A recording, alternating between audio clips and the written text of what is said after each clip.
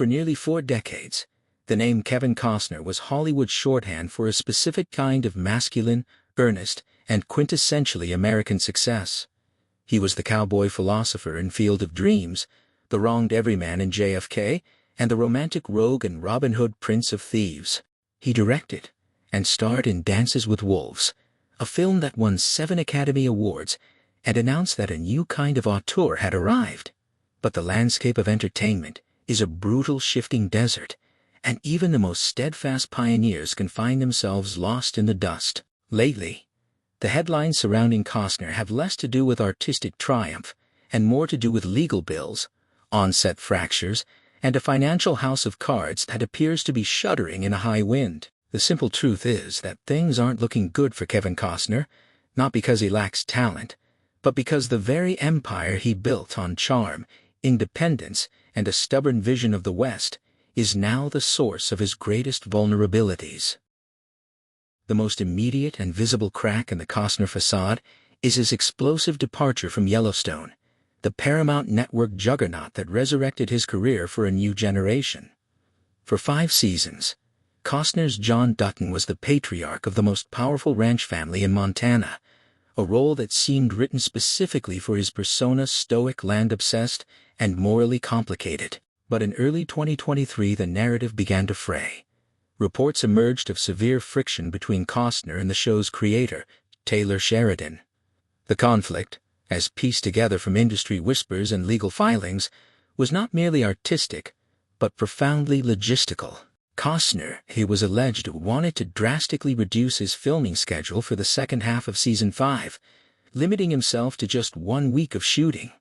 For a show built around his character's gravitational pull, this was an impossibility. The fallout was swift and public. Costner's lawyers fired back, claiming the actor had been willing to work, but that Sheridan's writing schedule was erratic, and that offers for a concrete plan never materialized. Regardless of who was at fault, the result was a classic Hollywood tragedy of ego and logistics. Costner walked away, leaving the fate of John Dutton in limbo and the show's final episodes to be written without its anchor. The financial implications were staggering. Costner reportedly earned $1.3 million per episode. Losing that income stream, especially when his personal expenses are monumental, was a self-inflicted wound that he could barely afford. It signaled to the industry that Costner was no longer a reliable collaborator, but a demanding auteur, a label that studios tolerate only as long as the box office receipts justify the headache. The reason Costner was so eager to leave the stable set of Yellowstone was his lifelong obsession: Horizon, an American saga. This is not just another film project, it is the film project. Costner has been trying to make this epic, multi-chapter chronicle of the American West for over 30 years. He has mortgaged his reputation, his time, and most dangerously, his personal fortune to bring it to life. He directed, co-wrote, produced, and stars in it. He invested tens of millions of dollars of his own money. Estimates range from $38 million to over $50 million to finance the ambitious production after struggling to get traditional studios to commit to the full scope of his vision. The first chapter of Horizon was released in the summer of 2024, to disastrous results. Critics were divided, many praising its ambition but criticizing its languid pacing and overstuffed narrative. Worse, audiences stayed away. The film opened to a paltry $11 million against a budget reportedly north of $100 million for the 2 films shot back-to-back. For a standard blockbuster, this would be a flop. For a film where the star has personally co-signed loans and deferred his own salary, it is a catastrophe.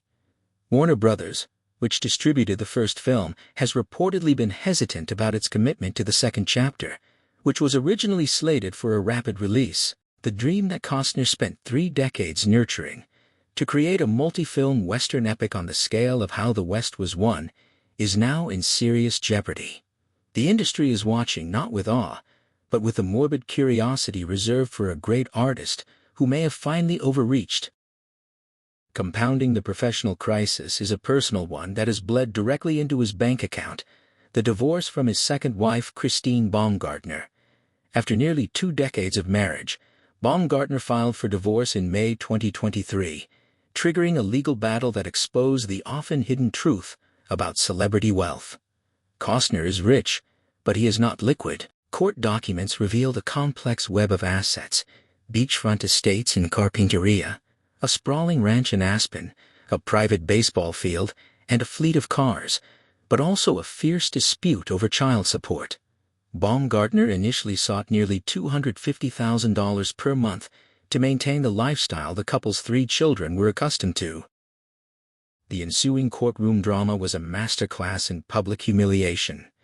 Costner took the stand, not as the stoic John Dutton, but as a financially stressed 68-year-old actor trying to explain that his income was unpredictable. He testified that his monthly expenses were already massive, covering mortgages, private school tuition, and the salaries of a full-time staff, and that Baumgartner's request was obscene. In the end, a judge awarded Baumgartner a fraction of what she asked for, roughly $63,000 per month. But the damage was done. The public saw Costner not as a cowboy king, but as a man fighting over the cost of karate lessons for his kids. The trial also inadvertently confirmed that his Yellowstone salary was a lifeline, and that without it, his cash flow is dangerously tight, especially with the Horizon debts coming due. The irony of Costner's current predicament is that it echoes the very themes of Yellowstone and Horizon. His characters have always been about protecting a legacy at any cost, about stubbornly holding on to land and principle in the face of an encroaching modern world. But reality is not a screenplay. In Hollywood, legacy is measured in opening weekend numbers, and principles are expensive. Costner's decision to leave a hit show for a passion project is admirable in theory, the act of a true artist. But in practice, it looks like a miscalculation of epic proportions. He bet that his audience would follow him from the television ranch to the theatrical frontier. They did not. He bet that the industry would respect his gamble and finance the rest of his saga. They have not. Furthermore, the public narrative has shifted against him. For years, Costner was the nice guy of Hollywood, the environmental activist who helped clean up oil spills, the musician who toured with his band, the baseball lover who cried at the Field of Dreams game.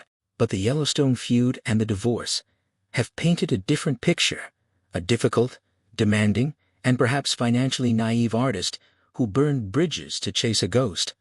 The calls that used to come for every leading man role are quieter now. Studios are notoriously risk-averse. When an actor is tied to a massive, underperforming self-financed franchise and is embroiled in a high-conflict divorce, they become an insurance liability. Even his agents, the legendary CAA, must find it challenging to pitch a 69-year-old actor who demands final cut and refuses to fly commercial for a project that is not his own. Yet to write Kevin Costner off completely would be to ignore his entire history. He has been counted out before.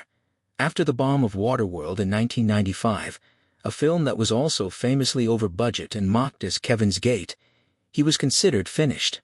But he returned with The Postman, which also failed, and then quietly rebuilt his career through smaller films like Open Range and The Upside of Anger.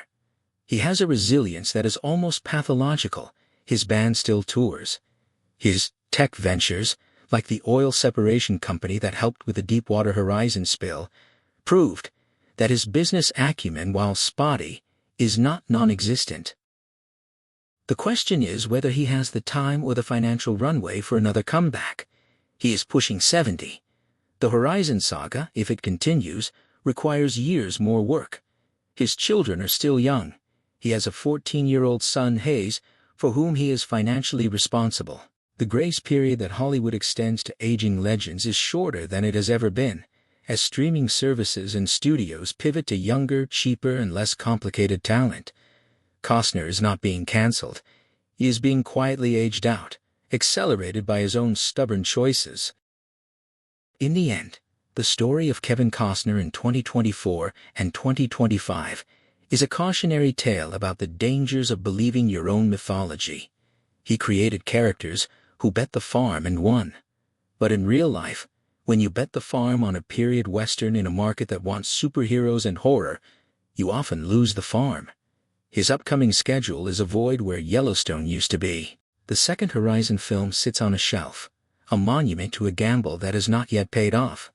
The legal fees from the divorce continue to pile up. Things aren't looking good for Kevin Costner, not because he has lost his talent, but because he has lost the invisible shield of invincibility that once made studios overlook his demands. He is no longer the king of the world or the king of Montana. He is just a man, standing alone on a very expensive piece of land he built himself, watching the horizon for a storm that has already arrived.